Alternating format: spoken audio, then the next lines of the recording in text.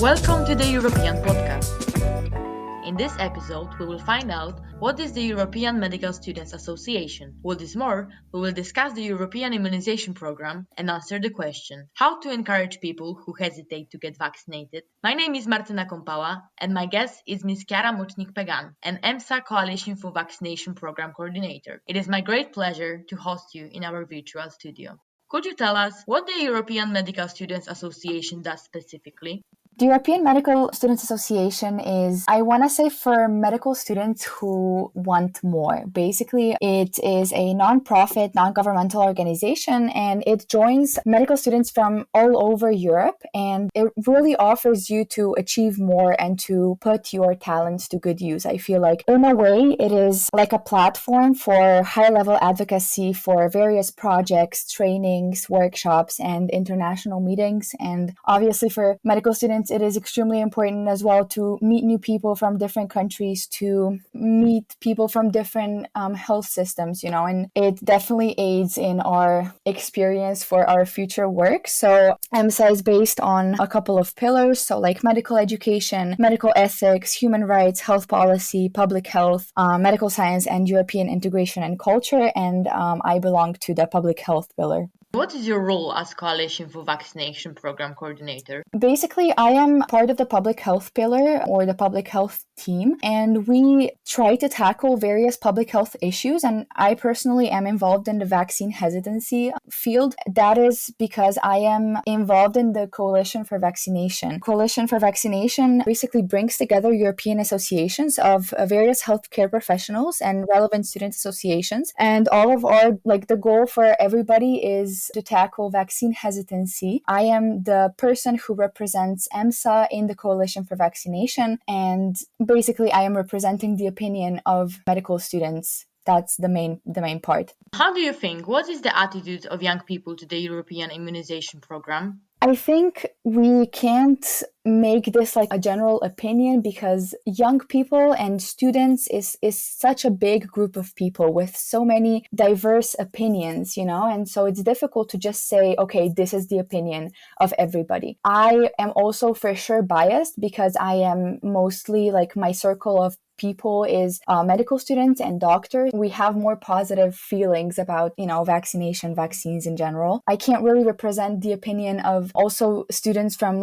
different courses and from different countries. But what I would like to say and hope for is that the trend for what people feel about vaccines is turning into a positive direction. So I think that even though vaccine hesitancy was present even before Corona, I think it has definitely brought it more to light. In that way, it was also kind of a new opportunity, because young people started to show more interest in vaccines in general, which gives you a bigger opportunity to share your opinion and your knowledge, and they would actually be interested in it, I think the trend is positive. They are open. Well, the majority, I would say, is open to being explained what vaccines are, how they work, and why this can only be a positive thing for our society. But of course, there will always be a certain percent of young people who are maybe influenced by religious beliefs or their family beliefs, or, they might just be a bit more, maybe in a way, naive and believe everything they hear, or they might just feel more scared than others, and just not accept vaccines just because they're scared. It's a difficult question to answer, basically, but I do hope that it is becoming a more positive approach to vaccines in general. One of the EMSA's goals is vaccine hesitancy. As we can read on the website, you fight the myths and misinformation. Is it hard nowadays in the era of disinformation, and which tools do you use for that? Of course, it's very difficult tackling vaccine hesitancy because I personally have had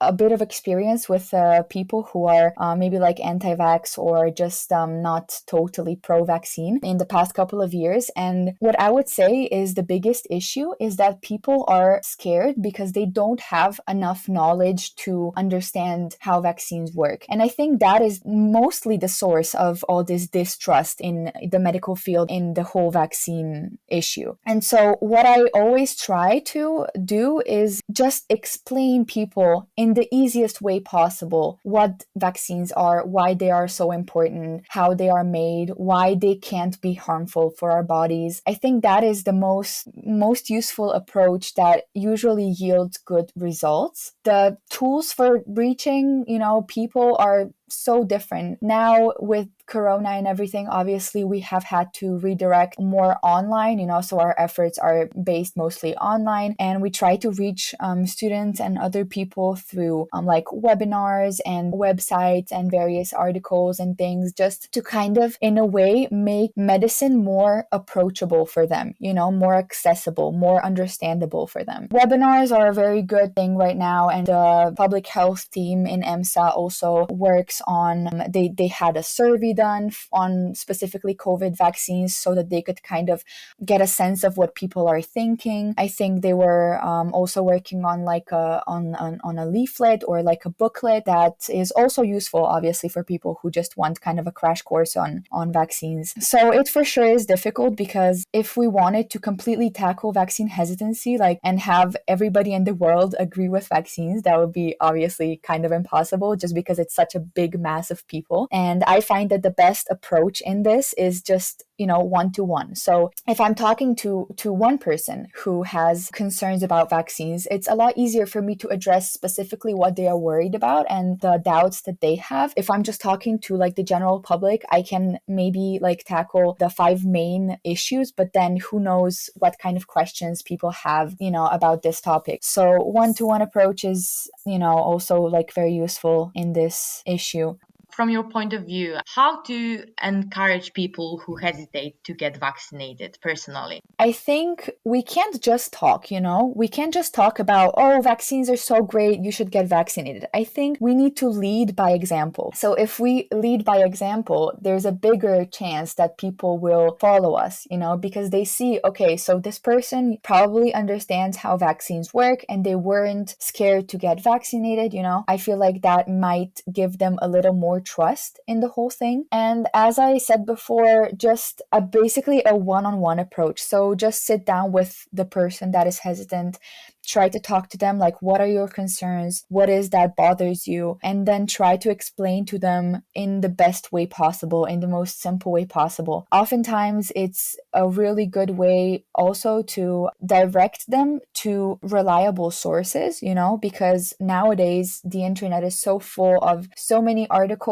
that are not really reliable and were written by, not really medical professionals. And someone who is not in the medical field might find it difficult to be critical of these sorts of articles. And so just directing them to a source of reliable information can also be really useful, so that they can, maybe like a certain Facebook page of this project that works on vaccines or something like that, because they usually post things and various articles and make them more understandable for, the general public. So that can also be a good way of helping people. But then what I find is that if someone doesn't want to understand vaccines and is just against it, you probably won't change their mind. So they have to be open to it. They have to be open to the new knowledge on the topic, have some self-initiative, and if they have questions, they should want to find answers themselves, or talk to people that can help them, and not just mindlessly claim, okay, so vaccines are this and that. So that would be probably like the basic recommendations for someone who is vaccine hesitant. That's really interesting. Thank you for the interview. I would also like to thank our listeners. We invite you to listen to our European podcast on our website, Spotify,